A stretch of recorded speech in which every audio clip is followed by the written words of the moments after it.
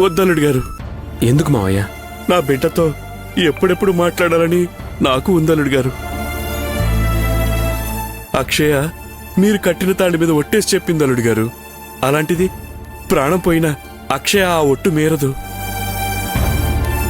అయినా ఒకరితో ఒకరు మాట్లాడితేనే ప్రేమ ఉన్నట్టు కాదల్లుడు గారు. నేను నా బిడ్డ గురించి, నా బిడ్డ నా గురించి ప్రతి క్షణం తలుచుకుంటూనే ఉంటాం. అది చాలు అల్లుడు గారు. నేను అర్థం చేసుకోగలను మావయ్య. కానీ అక్షయ్ కోపాన్ని తగ్గించి నాతో కూల్గా మాట్లాడేలా చేయడం నాకు చాలా కష్టంగా ఉంది మావయ్య. అలా అనకండి అల్లుడు గారు. ఆడపిల్లకి తండ్రి తర్వాత భర్తే సర్వస్వం.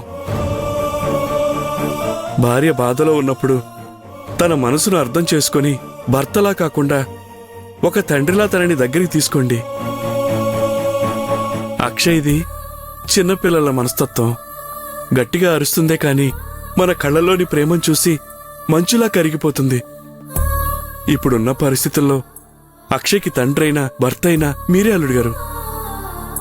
కోపంతో ఒక మాట అన్నా చిన్నబిచ్చుకోకుండా మీరే తనని దగ్గరికి తీసుకుని ఓదార్చాలి. అక్షయ్ని కంటికి రెప్పలా మీరే చూసుకోవాలి అల్లుడు గారు. నేను అలాగే చూసుకోవాలనుకుంటున్నాను మావయ్య. కానీ మాట్లాడితే కోపడుతుంది. అంతే కదా, నేను చెప్తాను అల్లుడు గారు.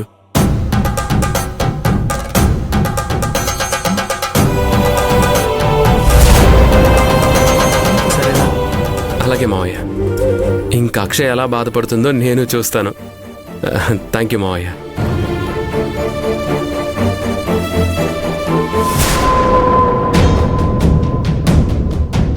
అల్లుడు గారు, ఏమైంది మావయ్య? అదిగో ఆ రాక్షసి వస్తుంది.